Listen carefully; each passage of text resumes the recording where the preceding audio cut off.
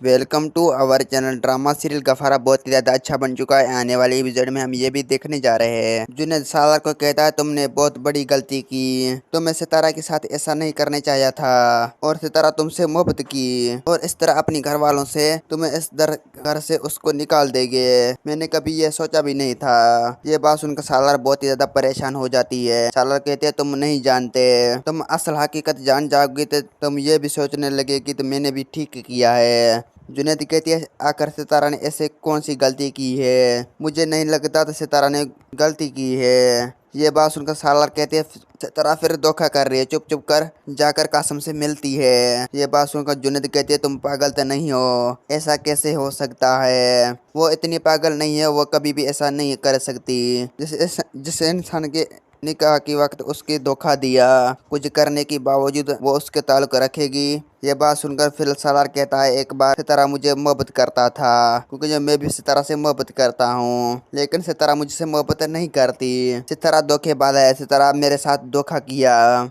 जो कुछ मेरे साथ कर चुके हैं, ऐसा करने के बाद मैं फैसला कर चुका हूँ, उसके बाद मैं कभी भी नहीं रहूंगा। दोस्तों मेरा वीडियो आप लोग की अच्छी लगी तो वीडियो को लाइक कर चैनल को सब्सक्राइब करना। खुदा हाफिज।